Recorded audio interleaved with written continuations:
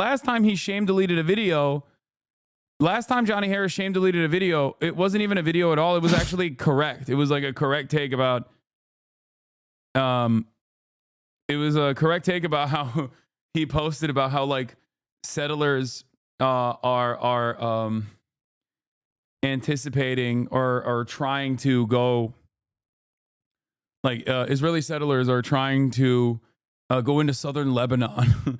And he was like, this is, you know, this is really fucked up. This is not allowed. And everyone was like, that's really messed up. You shouldn't say that. And he apologized for it. But let's see what this one was. It's the 1990s. The two great empires have been facing off for 5 decades. But after years of propaganda, walls, tanks, coups, and fear, and spies, and nuclear tests, and a lot of close calls, this Cold War finally started to thaw. And quickly. Here's President Ronald Reagan walking out of a building in Iceland with the leader of the Soviet Union. They're talking about peace. We have an agreement, sir! Will you meet again? And they did meet again. Look, here's Ronald Reagan in Moscow, the enemy's capital. After Reagan, George Bush Sr. kept up the momentum towards peace. People were ecstatic. I will always say this, but I think America eliminating its like enemy in USSR actually caused it to not have any sort of counterbalance on the planet that would rein it in some meaningful ways. And that's why it marked the beginning of the end. The neoliberal era in the post-90s quite literally is the reason why America is on a downtrend. Walls came down, armies stepped aside, world f***ing peace seemed achievable for the first time in human history. And they called it the end of history, the triumph of liberal democracy, spreading throughout I mean, even he recognizes... Old Francis was like, I was wrong about that. The triumph of liberal democracy, spreading throughout the globe, that would surely lead to the end of conflict and of empires, prosperity and peace above power and war. Pretty inspirational stuff, right? Yeah, well, it didn't happen like that, unfortunately. What we thought was going to happen didn't happen. Today, countries are once again preparing for war. They're cutting ties with each other, and the world is looking a lot more like those. Why did you just randomly start revealing your power level? What are you talking about? What power level? Like, there's nothing. None of my positions are a secret. I'm very annoying and very stubborn in everything that I advocate for. Old Cold War days. So what happened? Could we have avoided this? And whose fault, if anyone's, was all of this? Here in the political West, we mostly blame Russia and China for greedily trying to disrupt the US-led, rules-based order that has brought the world so much peace. They are the bad guys. But what if that's wrong? Half of the people watching this video just opened up a new tab and typed, Johnny Harris funded by Russian government, ? But seriously, this...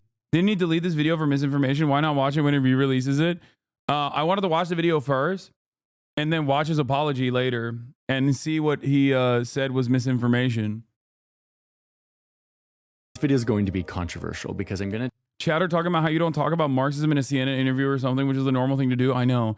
It's called being a normal human being. Like, that's not me hiding my power level. Like, I don't think there's no issue with like tackling these problems in an academic setting. It's just there's a time and place for it. And I don't think when I'm asked a question about like, I don't know, the Democratic Party's failures in the election cycle, that I have to start talking about seizing the means of production. You know what I mean? It's just, what do I always tell you? Read the room, be normal.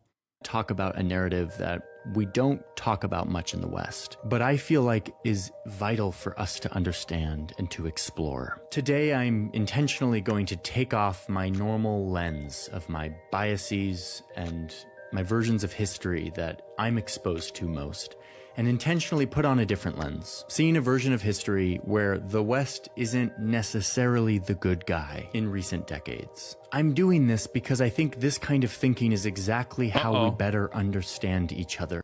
Oh my God, I agree with him. What the fuck? Did this man read like a Mersheimer book or something? What's happening? This is...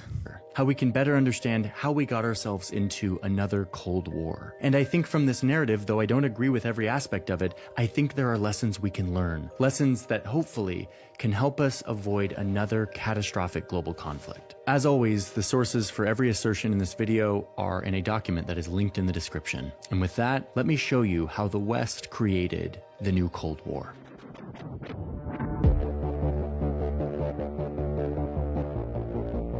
I mean, if he does a 27-minute video entirely dedicated to NATO expansion, not featuring like Operation Gladio, not featuring like all of the other meaningful ways in which NATO has propped up fascist movements in the aftermath of World War II, but instead specifically on NATO encroaching on, Russian territory and threatening Russian territorial sovereignty, I don't even think I would agree with that assessment. Like, I don't think I would agree with the assessment that like it is entirely because of NATO that it's entirely because of NATO that Vladimir Putin said Ukraine is actually just means the border and it's a part of Russia historically, and we must go back to 1,000 years of history when it was firmly in the bosom of Russian Empire. So we'll see. Okay, so the year is 1991.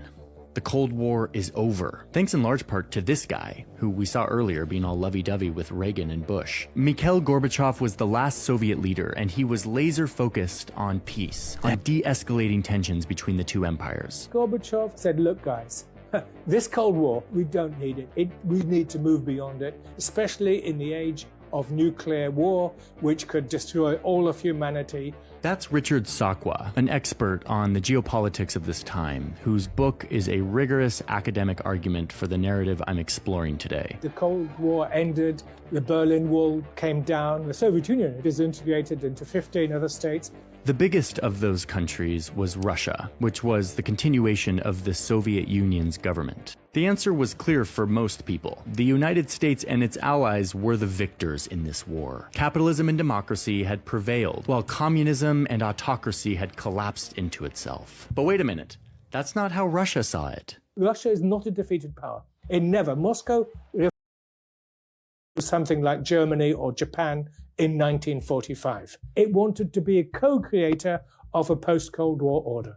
Russia wanted to proactively join the West, but not as a subordinate, not as a loser, but rather as a partner to rebuild an international system of cooperation based on, quote, the goals and principles in the UN Charter on equitable and partnership relations among states. In other words, they wanted to help build a system that was based off of international laws, where our differences are worked out through institutions instead of the old way, where the most powerful empires would build big military alliances and set the rules for everyone. It was always a sense of we escape this Cold War together.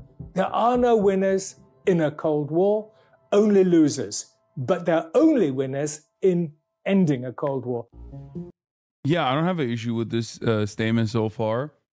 I mean, remember when Vladimir Putin had a conversation with Tucker Carlson and Tucker Carlson glazed him when he went on that, definitely not an agent, by the way, when he went on that trip to Russia? And aside from talking about how historically Ukraine is Russia and a number of different like idiotic things that Vladimir Putin stated, there was one part that I thought was really interesting and very revealing, which is when he openly was like, why can't we be your Israel? Like, we are not, he literally was like, we're not socialists, which they're not, is true. He's like, come on, we're a kleptocracy. You guys are an oligarchy. Why can't we get along? I promise we'll do Israel shit with you. Like, look at the way we put down the Chechen uprisings. Like, please. And I think that there is a little bit of honesty there, that especially considering that Vladimir Putin himself is the hand-selected asset and the successor that was in line with American interests at the time. it makes sense that they would want to join the West. Okay, so we're in the 1990s. Bill Clinton just came into the White House, defeating George H.W. Bush, and Washington, D.C. is descending into this debate on how they're going to treat Russia. Are they the losers of the Cold War who should be punished, or should we embrace them as partners to build a new world order together? This is a One resurface camp video of American thinkers argued that Russia had clearly lost the war. They don't deserve a full seat at the table, and in fact, should be treated with skepticism. The U.S. military must keep a big presence in Europe and even expand its influence because Russia might become aggressive again. And if we do this, says this camp, it'll also have the effect of spreading democracy, which means more peace and stability. Right from the beginning, Russia was treated very differently from Poland and other countries. Why on earth should we support Russia, our old enemy? But then there was another side who had a different view, and they were made up of a lot of experts and diplomats, people who really understood the Soviet Union. They said that framing this in terms of winners and losers is maybe rational, but it's dangerous. That's what empires have always done when they come out on top. But it always breeds more war. Most recently, when the winners of World War I punished Germany by making them pay everyone back for the damage they caused, limiting their economy and military, making them sign a treaty admitting that it was all their fault. All of this leading to economic despair and national humiliation. This isn't going to last. If you're going to impose this sort of thing, make Germany an outcast, then you're going to have just building up resentment. We end up with the Second World War and Adolf Hitler. Let's not do that, said this camp. Instead, let's take advantage of this momentum towards peace, this appetite that Russia has to actually work together, and invite them in to be co-creators of a new global order, one that they influence and participate in. They warned that if we just expand our military alliance that was meant to oppose the former Soviet Union, all we're going to be doing is punishing Russia, isolating them, forcing them to become our enemy again. Let's not do that again, says this camp. That was the crucial element, the plan to enlarge a military alliance system, which had been designed against the Soviet Union, now effectively against Russia. You're going to make it an enemy. Enlarging NATO will erase the artificial line in Europe. Why are you saying this video deserves to be deleted? By Stalin at the end of World War II. But by the mid-90s, Bill Clinton and the men and women he was surrounded with sided more and more with the expansionists camp. He did this for a couple reasons. First off, he was running for president for his second term in 1996, and he needed the Polish-American vote. And so one of the things that he would say at campaign rallies was, we're going to expand NATO to Poland, to like rally Polish Americans to vote for him. But it wasn't just that. It was also because the administration was looking at Eastern Europe and seeing a lot of instability. This place was in chaos in the 90s. It was unstable, it was uncertain, made up of delicate new democracies that were all sitting in the shadow of America's old enemy. So let's lock them in as our allies so they don't descend back into Russia's orbit, says Bill Clinton and his people. But wait, hold on. Russia doesn't have an orbit right now. It's the mid-90s and Russia is in shambles. Their entire system just collapsed and their country is in chaos. Okay, but all these Clinton people were like Cold War people. They'd had deep mistrust towards Russia and the Soviet Union, and they didn't feel certain that Russia wasn't going to become aggressive again someday soon. They needed to lock in the countries of Eastern Europe to their military alliance, just in case. And this is when people on the other side of the debate really start to sound the alarm bells. So many wise US leaders all said this was a mistake of historic proportions. And they were very worried. Chief among them, this guy, George Kennan. Who is he and why is he a valid opinion? He deleted his video because the narrative is straight up Russian propaganda. America didn't expand NATO. Eastern Europe begged or strong-armed to join to protect themselves from Russian imperialism and avoid getting genocided like the Circassians. And all these narratives remove the perspective of Eastern Europeans who were the main architects of NATO expansion and not the United States. Okay. While I believe, certainly, that Eastern European nations wanted to join NATO, you also still have to understand that it is America that gets to have a say. And I don't even agree with him when he says America was doing this for simple election because they wanted to fucking win elections. And that's why they expanded NATO into Poland.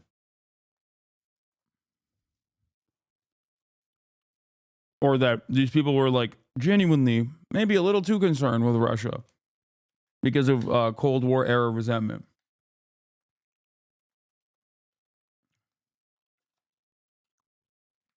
Okay. Yeah. Why couldn't Bill Clinton have done the same with Irish Americans by saying we will give the provisional IRA cruise missiles? Yeah.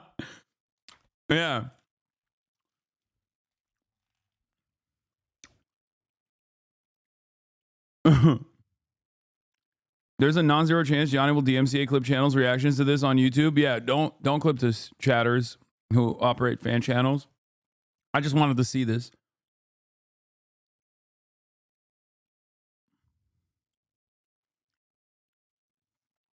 They picked apart Russia for scraps, the USSR for scraps. They designed, they basically privatized all the state assets in the hands of a select few. They destroyed the entirety of the economy of the USSR. Did chatter just say Poland strong-armed the USA? Yes. That is a Baltic chatter. Don't get too mean. Don't be too upset. But yes, that is 100% a Baltic chatter. That's like a Estonian or a Latvian chatter that said the country of Poland strong-armed the United States of America and forced them into allowing Poland into NATO. Okay. Are you going on Timcast IRL tomorrow? No. Why would I go on Timcast IRL tomorrow? In this moment in the 90s as a critic of NATO enlargement. He was one of the most respected US diplomats of our time. Ambassador George Kennan, he is one of America's most admired analysts of foreign policy. George Kennan was a U.S. ambassador to the Soviet Union for a very long time. He understood this region better than maybe any other American. He was, quote, one of the great American statesmen of the 20th century. Kennan is 94 years old at this point, and he's freaking out about the idea that Bill Clinton wants to expand NATO into all of these former Soviet countries. Here he is writing a New York Times op-ed saying that expanding NATO would be the most fateful error of American foreign policy of the entire post-Cold War era, and that this expansion would make the founding fathers of this country turn over in their graves. What did he fear would happen if NATO expanded? It would alienate Russia, and it would bring to power in Russia a government hostile to the West. And he gets really specific. I mean, this guy really understands Russia. He says that expanding NATO would, quote, inflame the nationalistic, anti-Western, and militaristic tendencies in Russian opinion, to have an adverse effect on the development of Russian democracy. It would restore the atmosphere of the Cold War to East-West relations, and it would impel Russian foreign policy in directions decidedly not to our liking. I mean, let that sink in for a second. This is the mid-90s. This guy's predicting that if we expand NATO, it will inflame the nationalistic, anti-Western, and militaristic tendencies in Russian opinion. I mean, it kind of sounds like this guy has a crystal ball. But Clinton proceeds with this plan. The Soviet leader at the time is angry at this, saying that if NATO expands, he sees, quote, nothing but humiliation for Russia. We'll have the result what happened with Germany after in the interwar years. We have a unique opportunity. NATO. It needs an enemy. It needs an external. And if it doesn't have an enemy, it will generate one. Now, quick thing here. George Kennan, the diplomat who is freaked out about the fact that NATO is expanding in the 90s, isn't saying this because he's like worried about Russia. He's saying this because he's like, this is going to come back to bite us. This is a bad idea. And look how bummed he is at the end of this article. Quote, this has been my life, and it pains me to see it screwed up in the end. George Kennan lived to be 101 years old, passing away a year after his predictions really started coming true. NATO expanded right up to Russia's border, a military alliance created to deter Russia, aimed right at Russia. The chance to find a real peace was slipping away. Back in Washington, the Washington Post columnist David Ignatius was watching this all happen and lamented, quote, what makes the Russia case so sad is that the Clinton administration may have squandered one of the most precious assets imaginable, which is the idealism and goodwill of the Russian people as they emerged from 70 years of communist rule. The Russian debacle may haunt us for generations, and haunt us it has.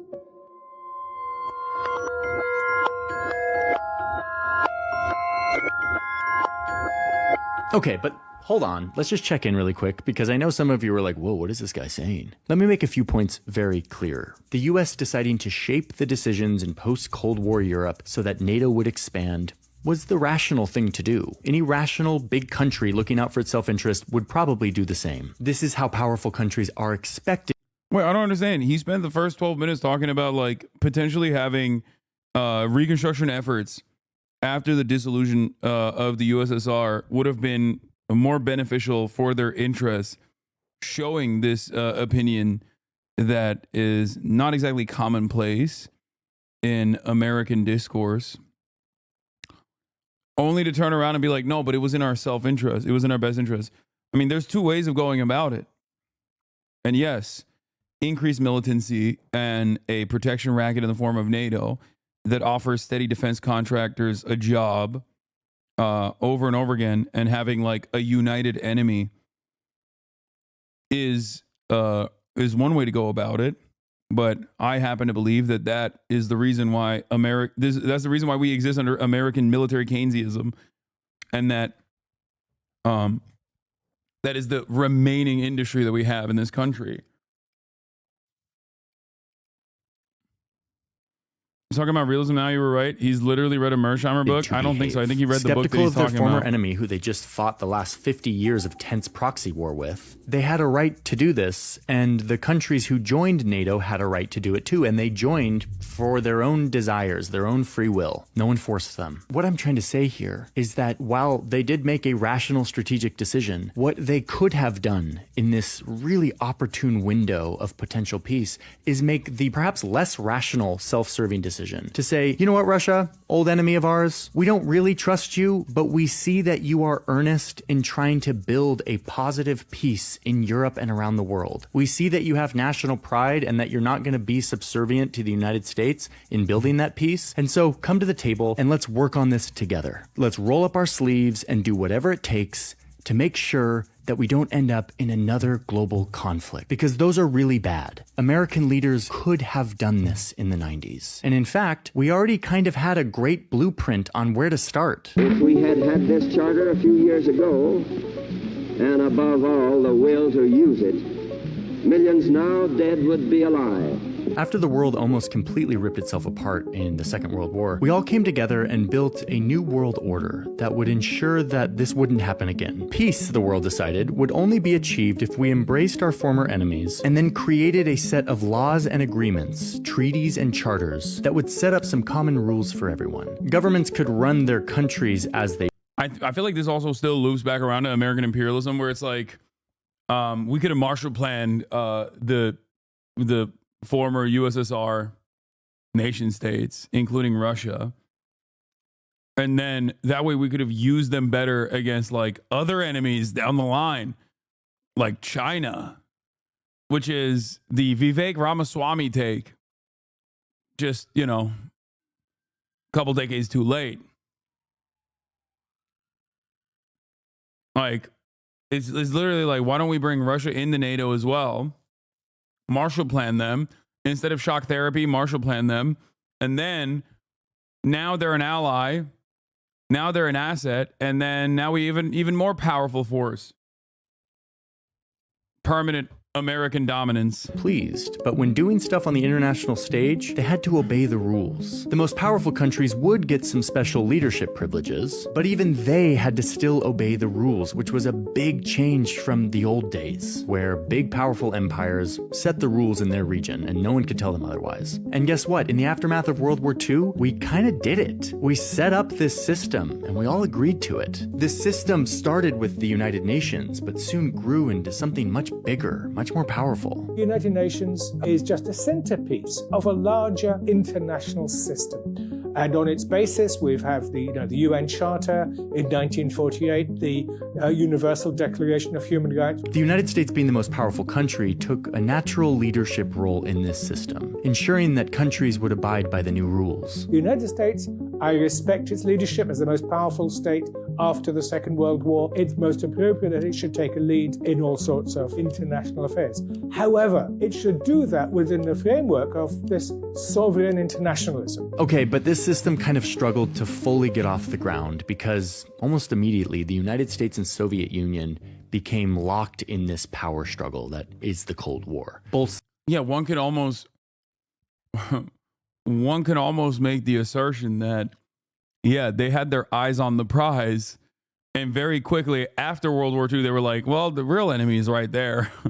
I think it's time to rebuild Europe in our own vision, and, you know, take out some of these pesky USSR sympathizers from leadership positions, even though they were quite literally the only popular forces, for understandable reasons, after World War II, considering that they were the anti-Nazi forces in the country. And lo and behold, who is the best anti-communist force in the country? Oh, that's right. The fucking Nazis and fascist sympathizers that weren't killed or imprisoned. And maybe that was the vision. sides broke a lot of the international rules in the name of trying to one-up each other. But that's why this moment in the 90s is so vital. It was such a precious moment because the Cold War was over. The world had a blueprint for a real rules-based global system based on charters and treaties and rules and laws. And it looked like we no longer would need big military alliances like NATO and the Warsaw Pact. But, and this is perhaps the most important point of this video, in order for the US to actually usher in this era of peace based on laws and rules, it's kind of crazy that they got mad at him for this video exclusively because he talks about this from the perspective of like what he perceives as the USSR opinion or what he perceives as the Russia opinion, because there's still a shit ton in here, like attributing NATO expansion to simply Bill Clinton wanting to win the Polish vote, or people just having like a lot of fear, Cold War era resentments in Clinton's administration. And then even in this circumstance where he's talking about like, you know, the rule-based international order, which is, in my opinion, designed not to create like a sense of law and order and create, you know, global prosperity, global trade, partnerships, in order to eventually have all security cooperation perish because there's no need for it. No, it was a way for America to become the hegemonic power. And we see that right now in the same week or month that Johnny Harris wrote this video and published it better than ever. Look at Israel. Look at America. But especially look at America's ally, Israel, and the way that it operates and the indifference that America has, and not even the indifference, as a matter of fact, the anger and resentment that Americans feel towards, like American politicians feel towards our international organs of justice that are supposed to uphold American hegemony. But in instances where it's like glaringly obvious, the hypocrisy and the violence is in full display, and these institutions that want to maintain some semblance of respect and credibility, all of a sudden have to openly contend with America's partnership with Israel and the actions that America's partner is engaging in. And America very openly is like, no, you don't do that. These are organs of justice that work for us. They're not supposed to work against us. International rule-based order means we make the rules and you follow the orders. So it's interesting. So there is still a lot of like liberal idealism, I think, in his analysis. looked like we no longer would need big military alliances like NATO and the Warsaw Pact. But, and this is perhaps the most important point of this video, in order for the US to actually usher in this era of peace based on laws and rules, it would have to abide by the rules. Even though it was the most powerful country, it would actually have to obey the laws, just like everyone else. Don't you think it's more nuanced than this? It's not that every U.S. action was in favor of an equal world order, but it's also not like every U.S. action was aimed at total domination either. No, I think most U.S. actions, most government actions are aimed at total domination. Why wouldn't it be? Yeah, no, I think you can say that that's unnuanced and that's fine, but I think most of it is directly directly at the behest of profits for key sectors, key corporations, key corporate interests. But it's pure self-interest. I think that's assigning a Cold Warrior attitude to a pre-Cold War world. We're talking post-Cold War. I think that in the immediate aftermath of the Cold War, American powers saw that there was an opportunity to dominate. They were not harmed in the same exact way because the realpolitik analysis of the existence of NATO was projecting U.S. power, not fighting communism. That's why they wanted Russia to bend the knee or keep being their enemy, right? I guess my perspective on it is that there were two superpowers that were aligned during World War II, and they were tasked with picking apart the spoils as the victors of World War II. And in that process, I think America not being hindered in the same way that Russia did. Now, America never got the same penalties that Russia did. They weren't directly invaded. They didn't have tens of millions of people killed. And they also had collectivization occur over 400 years of chattel slavery, industrialization. They were in a dramatically different position in their evolution, in their productive forces, as opposed to the USSR.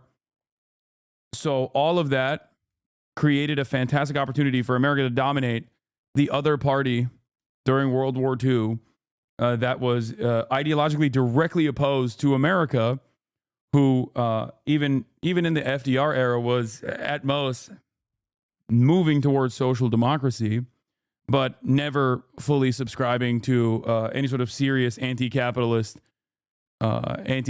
movement. They were always very resentful towards that sort of thing, and ultimately they took advantage of that opportunity. They rebuilt Western Europe in their own vision. They utilized that rebuilding process and NATO as a way to secure military, not only secure military contracts, not only secure a permanent partnership, but also it was a very bloody affair to begin with. Like, just like I mentioned, they directly put, even in Western Germany, for example, they directly put Nazi generals in positions of power to lead NATO. They directly propped up fascist movements in Italy. They engaged in acts of terror in an effort to cause instability and then allow these fascist movements to come back into positions of power.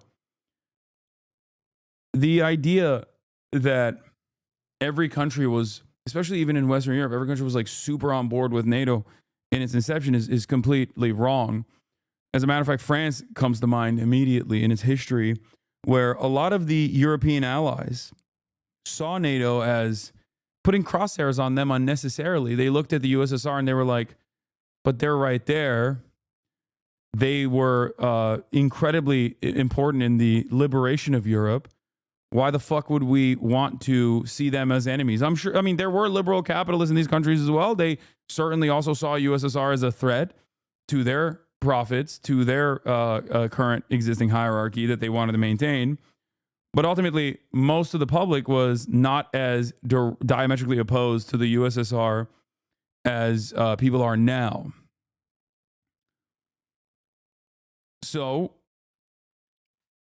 we basically forced a lot of countries' hands into joining NATO.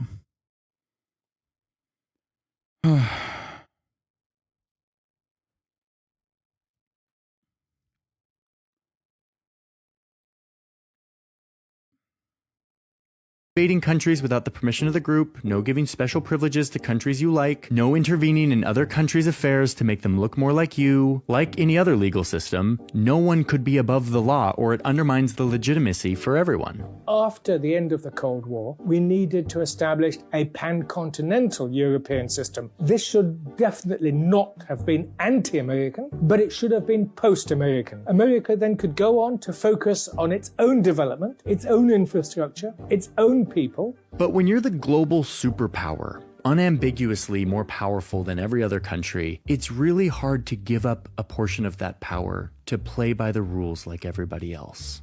So, as we've seen, the US didn't surrender to this new system. They didn't let Russia co-design it with them. Instead, they kept a lot of their troops on the European continent and around the world. And Polish guy here, gotta say, nobody forces to join NATO. I'm not talking about Eastern Europe.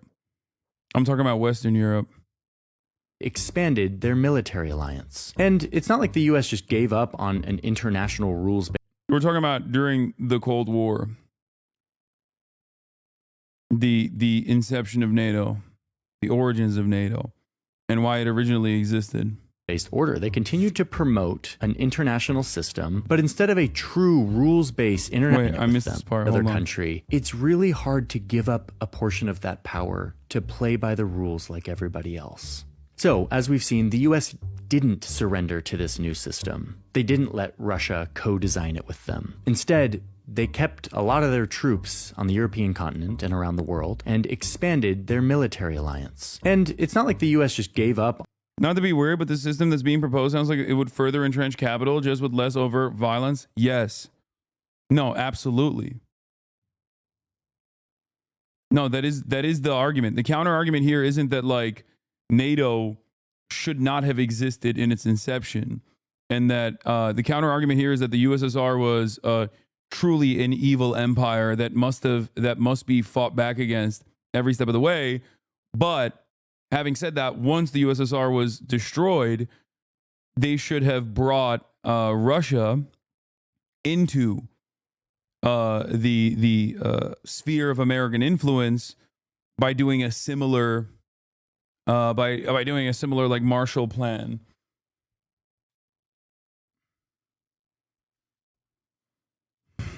On an international rules-based order. They continued to promote an international system, but instead of a true rules-based international order, the United States started to enforce an order where everyone else had to follow the rules, except for them. They would become the global enforcer of the rules. They were above the law that they helped create. And we felt justified in doing this because we had the most powerful military that was everywhere, all the time, all at once, enforcing the rules and ensuring stability in the global economy. And, many Americans thought, we kind of have the best governmental system. And there's nothing wrong with breaking some of the rules to spread that system around the world. Wait, what? This cooks.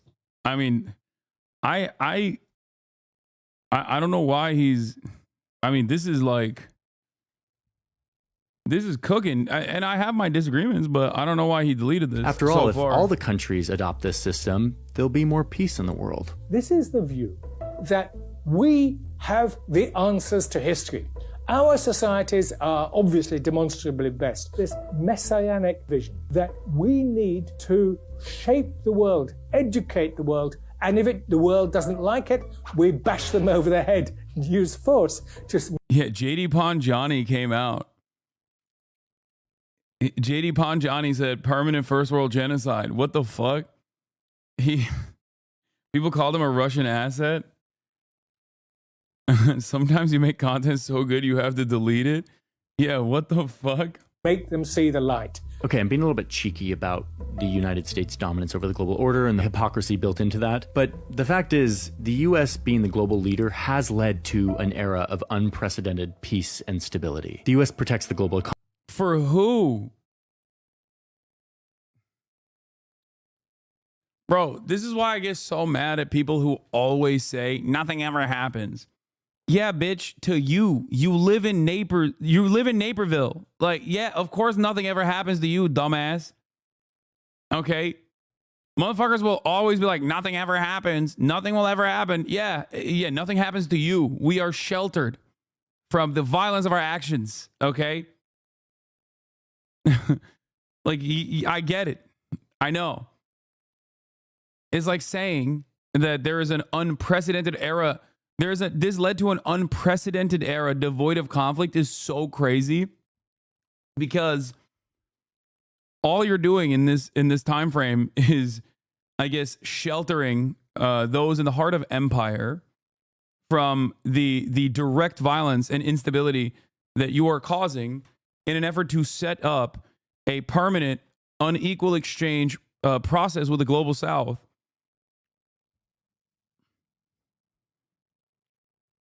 There's always things happening.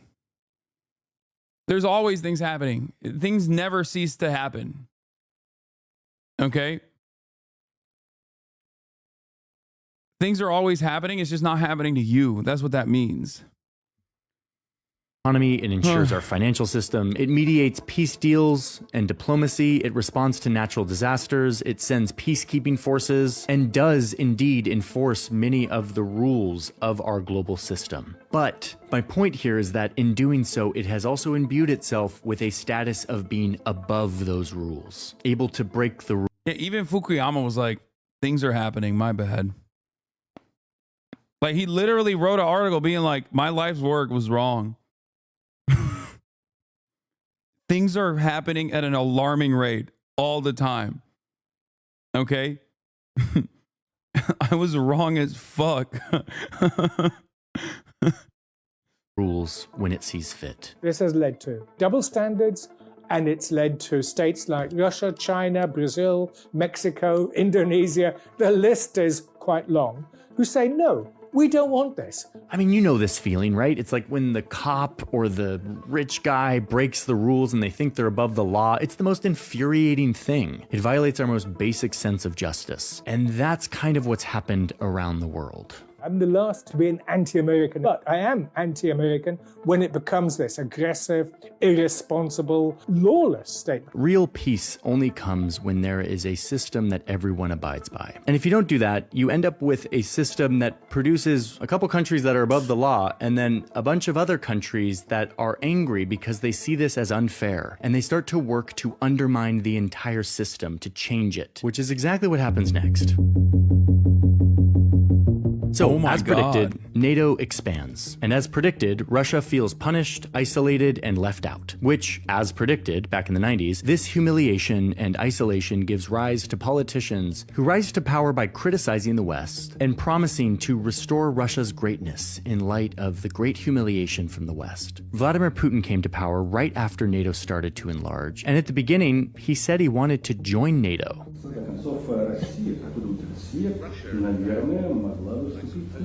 Почему нет?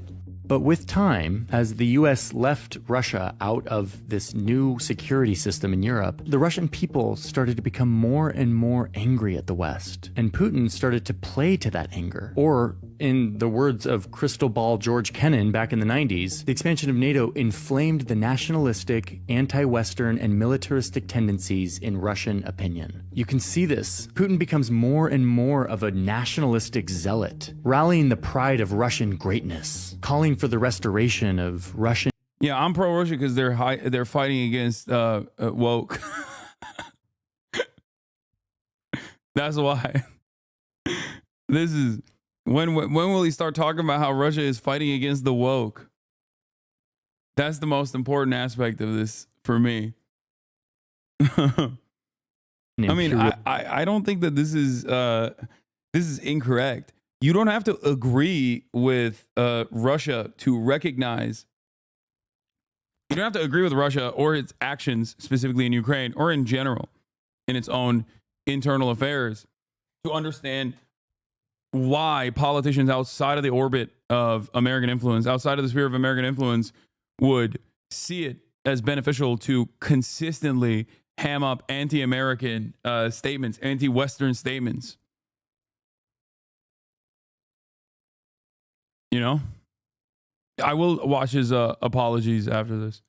Behavior, denouncing the West for trying to weaken his great empire. Meanwhile, over here in the West, we feel totally validated for our decision to expand NATO. But by joining NATO and by expanding NATO, you create precisely the enemy that the point of joining NATO was designed to avert. So it became a self-fulfilling prophecy. See? We told you so. We're so glad we listened to the expansionists, because look at Russia. They are just unhinged. And what's the solution? Continue expanding NATO. So in 2008, NATO promises Ukraine and Georgia would eventually become members. And this, to me, is where the window of peace closes. This is weird. I was just in Georgia, the country, talking to young people who want to join the West, want to join the EU and NATO because Russia is so aggressive. And what's so ironic is that their plight is absolutely real. Modern Russia is a horrible place to be in the shadow of. And yet what is also true is that NATO expansion helped create that version of Russia. And this is what's so horrible about this kind of conflict. You start to get into a spiral of hostility where both sides feel justified in their position. They feel so justified that they act aggressively. I think it's really interesting. I think this is a really interesting take. I mean, he's not agreeing with Russia or its actions. I mean, it's pretty obvious. I don't know why it's completely inappropriate to even say that, like, people that we have designed as our enemies still have like a logical through line in why they operate the ways that they do. This is the first base radical centrist two sides take. Yeah. It's kind of funny because I would go so far as to say he would probably write this video maybe 5 to 10 years later, judging by his track record on like former American interventions and the way he talks about former American interventions. This is a video for like 5 years, 10 years. Like you can't, if you're Johnny Harris, you can't write the video right now as like Russia is still doing Russia shit. You know what I mean? If he wrote this video 5 to 10 years later, all the liberals would be like, damn, that's a banger, dude. You really are fantastic in your analysis. Like, but he wrote it too soon. That's the problem. Because it's not, I don't think this is like pro-Russia, the way that people are saying this is pro-Russia. I agree with it, but he pretends Putin didn't design the nationalist politics. No, I think he recognizes that. I think he recognizes that. He's just simply saying that. I guess it's his liberal assessment across the board. Just like I don't think Bill Clinton personally brought Poland into NATO because he wanted to win the Polish voting bloc. And I also personally don't think that Vladimir Putin was like, oh, I guess I'm going to be anti-West now because the West has fucked me over. Like, no, countries have interest in maintaining their sovereignty.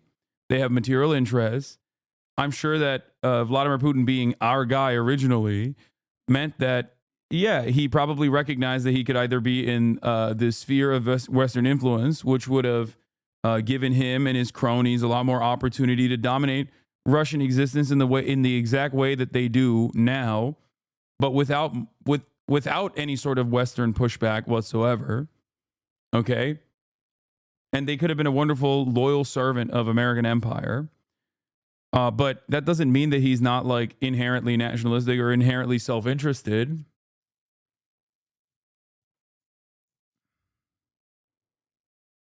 Reading the comments, it was really telling because a lot of the comments were just how Russia is inherently aggressive and that's the nature of the nation, just a total lack of real analysis and no analysis is allowed, so they get mad at anything that sounds like justification. Yeah, but that is common with our analysis on any sort of American enemy.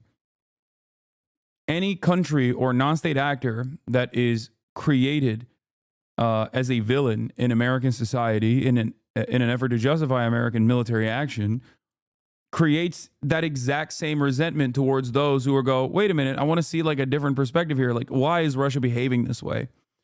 That's it. I mean, think about it. Think about how much people fucking go crazy over my analysis.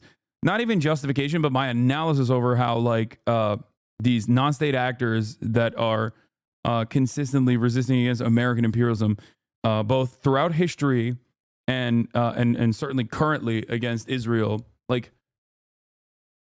and how people view my commentary on the matter.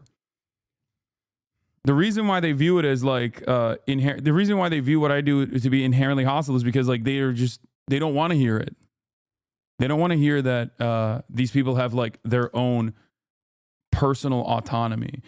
It's much better if you consider them to be ontologically evil, and you can do anything and everything you want to destroy them, because you must destroy them because they threaten American hegemony. Aggressively towards the other side. And those actions then communicate to the other side that they are justified in their hostile feelings, and they're justified in acting aggressive towards you. And back and forth, both sides continue down the spiral towards greater and greater conflict until people eventually start to die. Russia overnight launched its long-anticipated attack on Ukraine. NATO is set to put a force... Like, this still doesn't take agency away from Russia. I think I have a very similar perspective to this as well. Russia has its own industry, its own defense manufacturing. Russia has its own energy interests. Russia has its own interest in land grabs. It can be multifaceted. It can be pushing back against NATO incursion that threatens its border and its territorial sovereignty, but it also simultaneously isn't bad to just steal some fucking land. You know what I mean? Steal some nice Ukrainian land in the process. And no matter how violent you are in the process, it's still justifiable in the eyes of the Russians. It's not, though. It's still an unjustifiable act, but it's important to understand why. It's still important to understand why they think it's justifiable, because they're not operating on like comic book villain principles. They're not like, yes, I would like to be violent and bad for the pure purpose of being violent and bad. Of 300,000 on high alert. The U.S. and its G7 allies are moving forward with a fifth. Russia was an evil imperialist nation longer than the U.S. ever existed before it became one too. Yeah, I mean, it was an empire. So they've had a lot longer. They've had a lot longer process in maintaining forcible control over these lands. So, you know, Russian people are evil though. Anti-LGBT wife beaters. Okay, come on, dude. The wives that are being beaten are still Russian in that situation. The LGBT people that are being brutalized are still Russian in that equation. This is something that people don't understand, where it's like, we just think of them like as an evil monolith. It's the same principle behind like, oh, well, Hamas is throwing gay people off roofs. First of all, they're not doing that. That's ISIS. But secondly, even if they were doing that, who the fuck do you think they're throwing out the roofs? They're gay Palestinians. Like, it's not a monolith.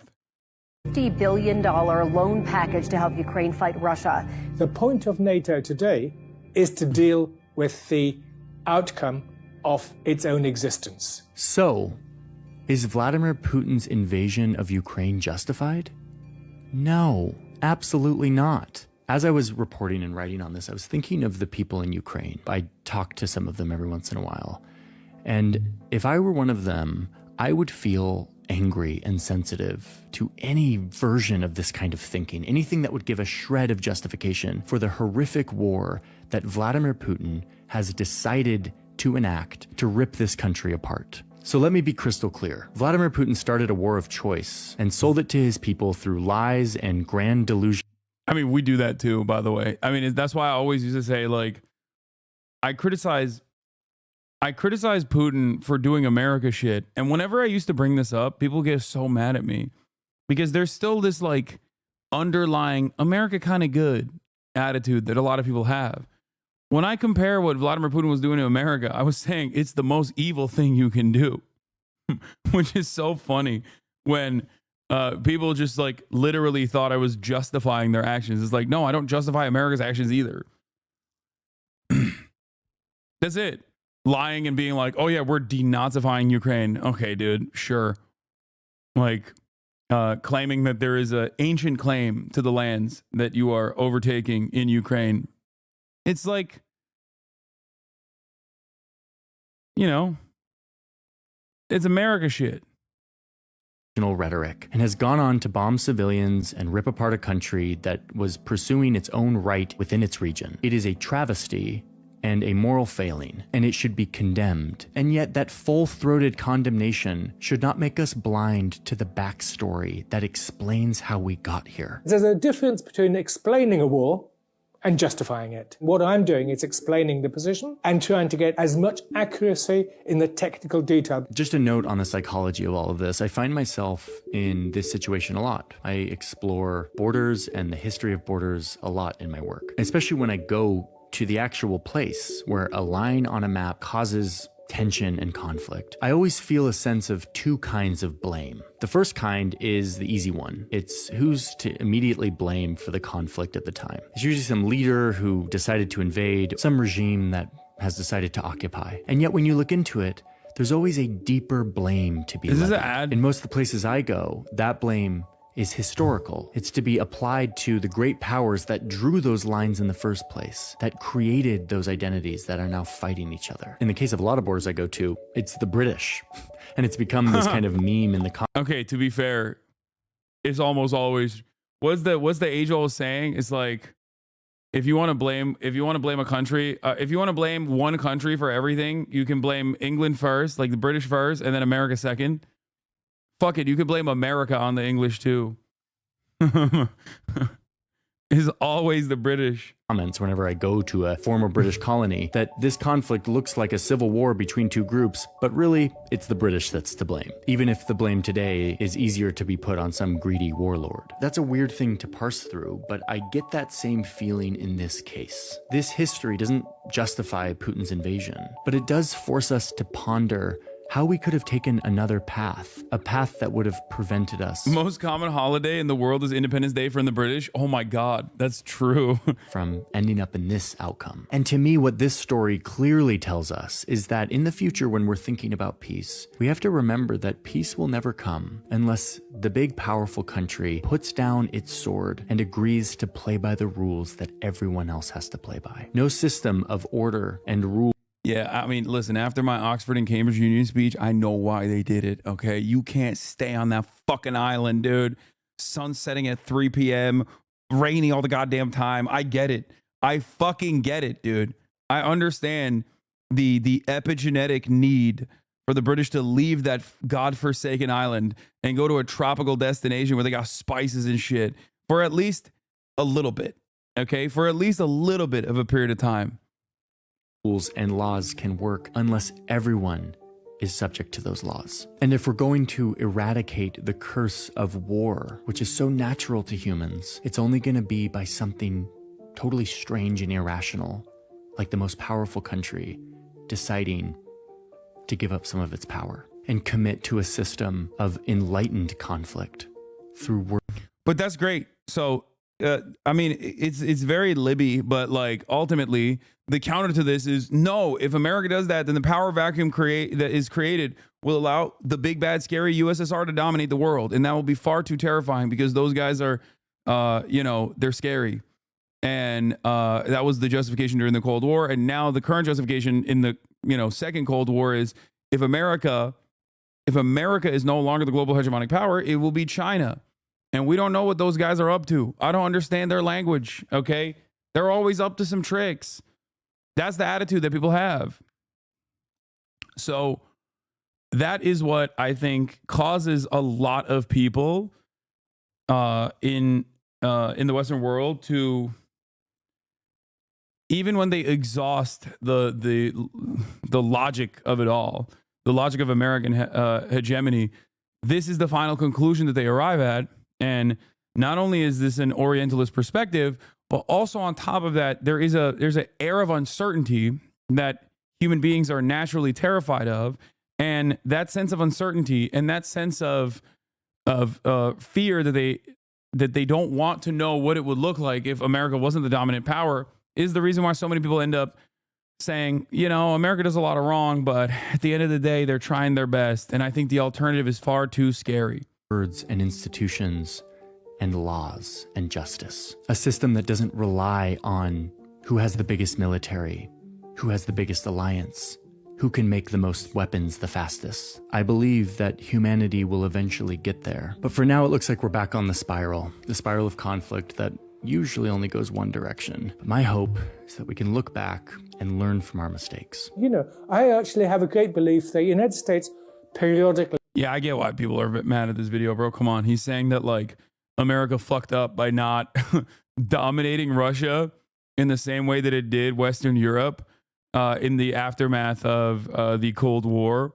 and brought Russia into the Western sphere of influence, which is ironic because, like, it's still very much like pro-American, pro-capitalist domination around the globe, but ultimately it would still, you know, it would lead to like less violent outcomes is what the argument is.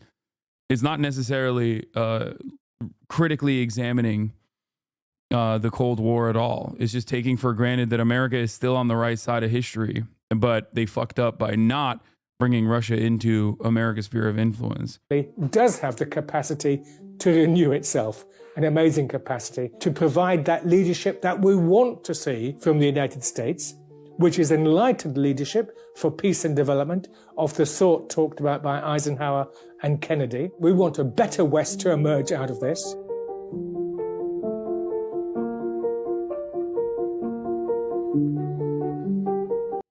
Okay, so here's his apology. Hey everyone, I am taking down the video that I published earlier this week on NATO and Russia. I want to redo it. I got some things wrong and I want to do it right. I am so... Oh my God, he's going to come out even stronger. He's going to be like, God damn America. God damn America, the scourge of empire. He read Lenin, dude. He's going to come in hot. He's going to be like, imperialism is the final stage of capitalism. It necessitates empire. You have to have it. You have to constantly find new markets to dominate, to extract natural resources from the global south through violent means. That's why he's like, I took down the video because God damn it, I'm a Marxist Leninist. Grateful for the wave of feedback that I got from this. The comment section can be a brutal place sometimes, and this was hard for me at first, but ultimately I love this. This is just like when he said that comparing Lebanon to the West Bank was out of pocket. Yeah, I know. That was so funny because he literally made the right comparison, and everyone in his comment section was like, what are you talking about? Of course, comparing like settlers and their desires in settling in southern Lebanon is identical to the West Bank. And they're not like some random extremists. They are random extremists at the end of the day. But how do you think the West Bank was expanded into? How do you think the West Bank was settled in? It's always random settlers that just kind of dip their toes in the water and then get state protection. That's how it works. So he made the correct take on that. And then he had to delete it and apologize for it. And I think this is like not even an aggressive stance at all. I don't even disagree with this video. It's kind of shocking that I guess the only part of it, I'm thinking like what people could be mad at. And I guess it's the Eastern Europeans being like, no, we wanted to be a part of NATO, which is sure valid. Okay. I guess that's the only thing. It's like, oh, you're taking our, you're taking our autonomy out of the equation. I assume that's probably it, right? But this is not about Eastern European countries. This is more so about Russia's own attitude. Estonia's rating his comment section. Yeah, that's what happens when you have a country that has fucking broadband and better ISPs overall, 55% women. Okay, it's a paradise, and they fucking vote by internet. That's what happens. They got too much time online. I love that I can put something out there and that I can hear from you, a group of people who come back with good faith debunks, critiques, and feedback for me to make me better at what I do, to wake me up to blind spots I might have in my perspective.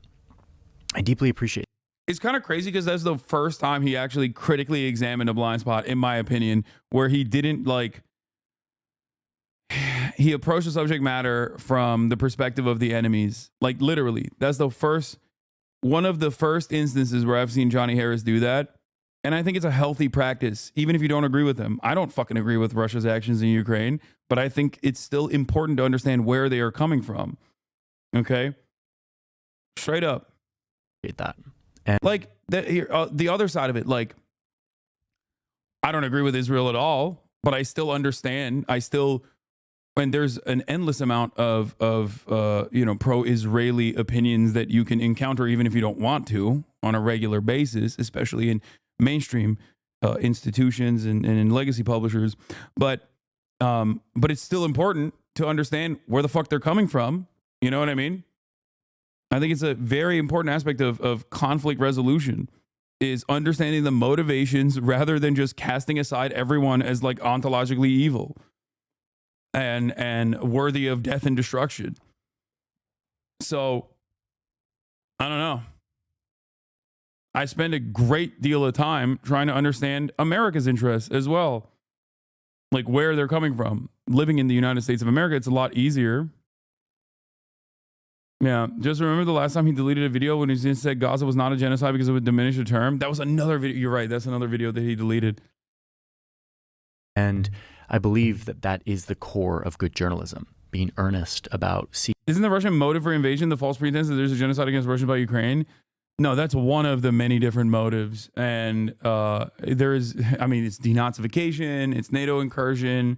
Those are some of the reasons. But I think the reality is it's none of those reasons, okay? Those are simply justifications that a state applies in the same way that America was like, we have to go and invade Iraq because they did 9/11. They didn't do 9/11. We were just fucking lying, okay?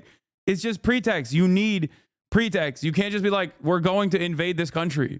You have to lie to your population and tell them exactly why. You have to get them geared up. You have to get them ready to go. Okay? That's it.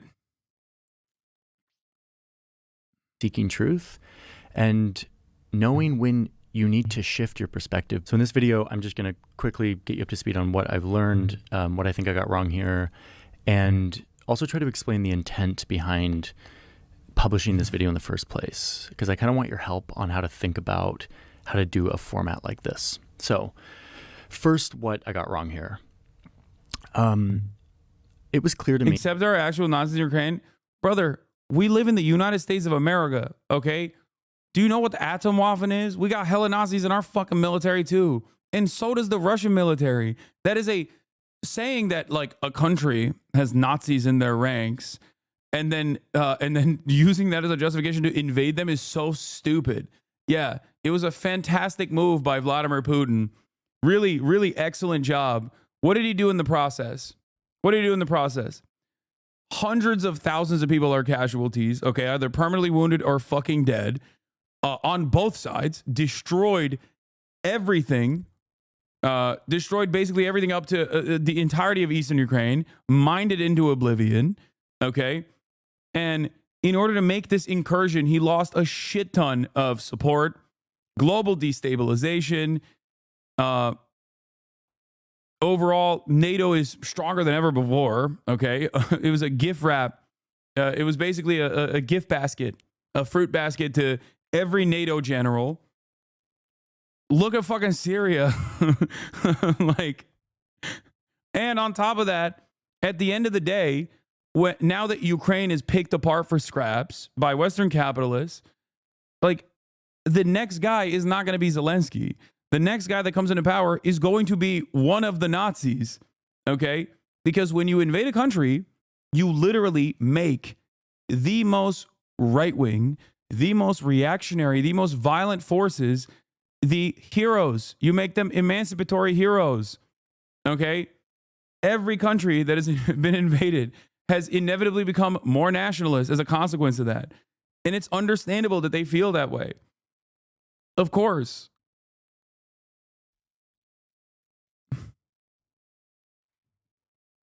It's so stupid. There will be no next guy. You're fantasizing if you think that there's, either you think Zelensky's going to live forever or you think Russia is going to completely take over Ukraine, which is an insane statement. Like, what are they gonna do with the fucking North Koreans? Like, how are they gonna take over the entirety of the Ukraine?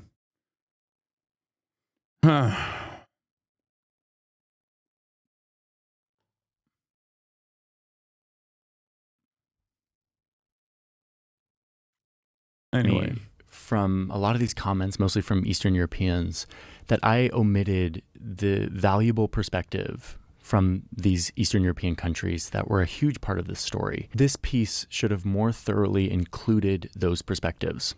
I focused a lot on the geopolitics of the United States and Russia in the 90s when NATO was expanding. And in doing so, I think I left out a very valuable perspective. I see that very clearly now.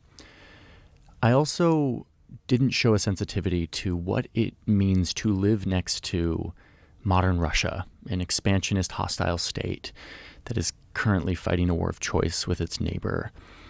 Not to mention the generational trauma that comes with the decades of atrocities under Soviet rule. I have no good excuse for leaving this stuff out other than a simple lack of sensitivity and understanding around those specific topics.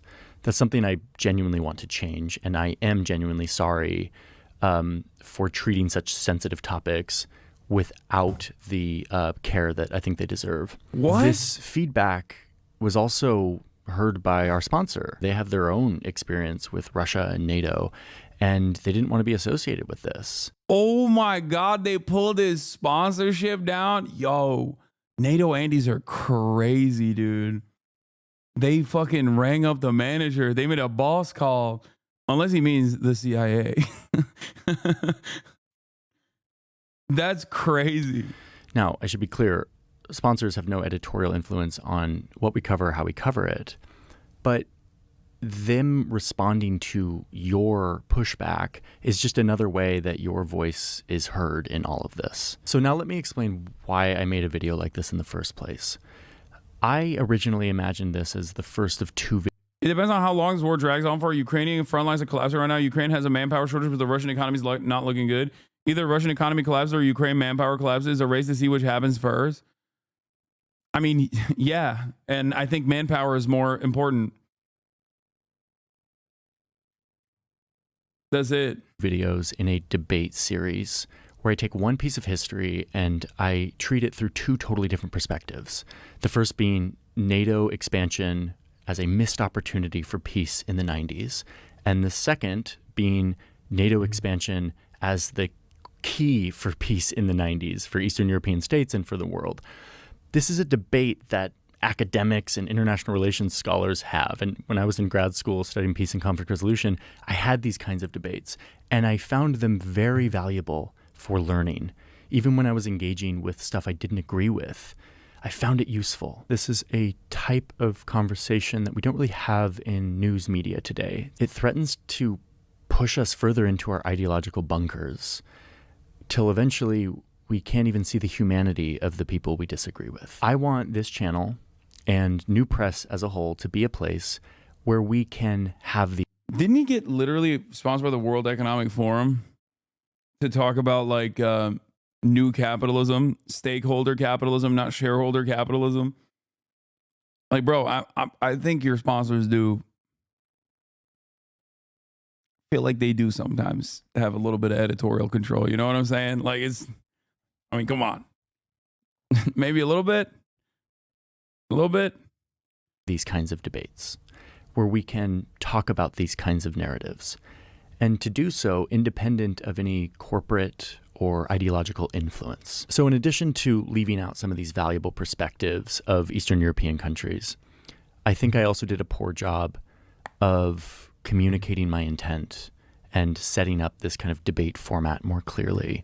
So I still want to publish this video, but I just want to do it right. So my response to this is... Bro, if you did a video like this, but for China, I think they would make the boss call. They would try to kill him, I think. More, please.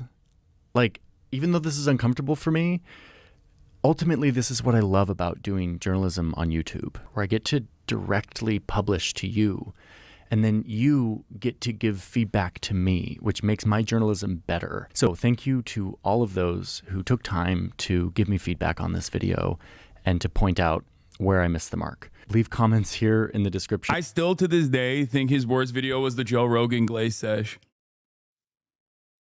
To this day. I have my disagreements with his approach to American foreign policy. I've had a lot of disagreements with key information that he omits, I think, from his commentary. And there is not a worse video than his Joe Rogan Glaze video. Like, that was the worst one. At least he admitted he was wrong. He didn't have to admit he was wrong in this video. I don't think he did anything that was wrong. I saw the knowing better criticisms. Here it is. Okay. Which, what happened? I guess he like blocked and unblocked me or something. I thought I used to follow him and he used to follow me back. Wow, finally getting around to the Johnny Harris video. This is straight up propaganda. NATO didn't invade these countries or force them to join. They practically begged to join, Baltic states especially. That's not the point of the video. Isn't this the kind of crap you kids have been consuming? No, he might have blocked and unblocked, so I don't follow him anymore and he doesn't follow me.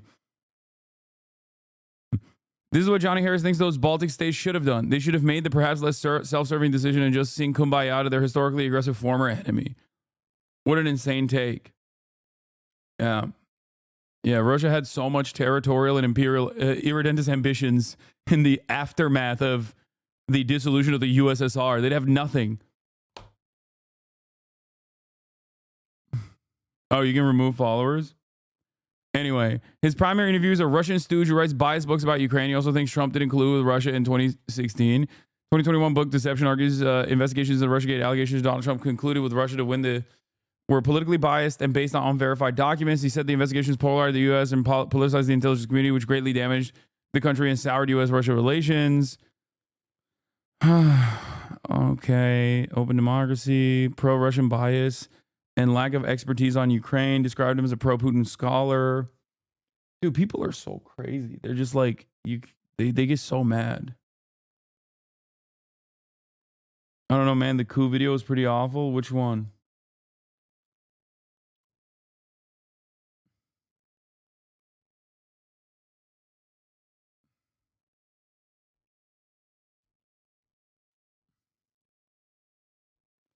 Seeing Russian propaganda aimed towards American women has me feeling like we're screwed. Oh, the coup video, the CIA coups. Yeah. That one was bad.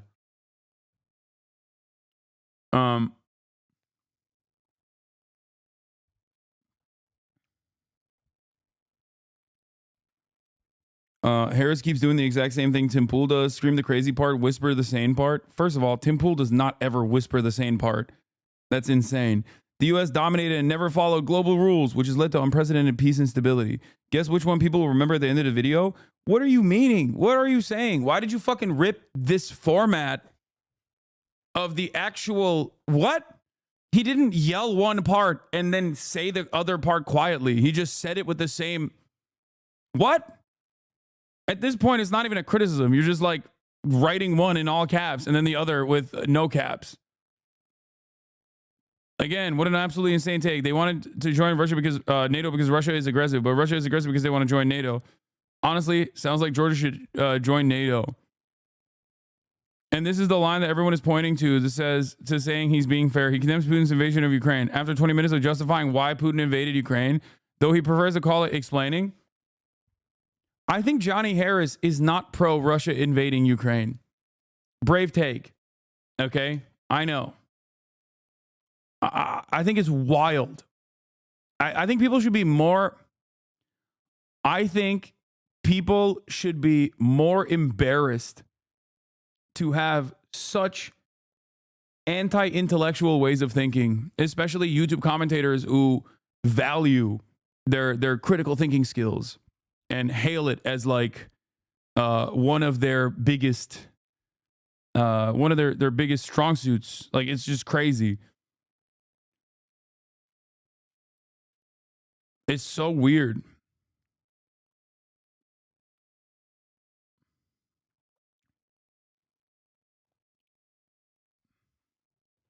Critical support to Johnny Harris. I might not agree on much, but I think it's not a bad... I don't think it's a bad thing to try to understand where your enemies are coming from.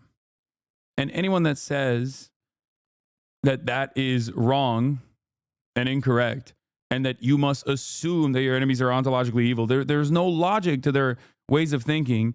Do not want to solve these problems. Okay?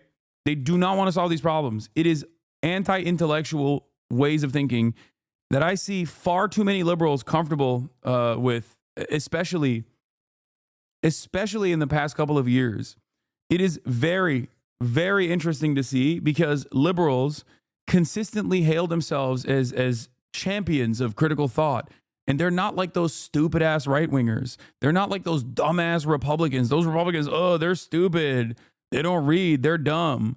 But then I see this reactionary thinking from them all the time, especially as it pertains to American foreign policy that is uniparty. And that's how you arrive at liberals saying shit like, oh, you don't love it, leave. You're an America hater. The moment that someone criticizes me by saying you're an America hater, I'm like, holy shit, dude, do you hear yourself? Do you fucking hear yourself? What do you mean you're an America hater? How can you think that as a liberal, you care about social justice, you care about you care about human rights and dignity, and then hit that fucking Steven Crowder line so quickly? It came to you like that? It came to you that easily? Oh, you must hate America. If you don't like it, leave. Jesus Christ. It's very frustrating to see those who are supposed to be the first line of defense against growing fascism in this country and globally, seeing that first line of defense basically turn into reactionary weirdos. It's crazy. It's sad. It's a scary state of affairs. But anyway, on that note, I got a lot of stuff lined up for this week, chat.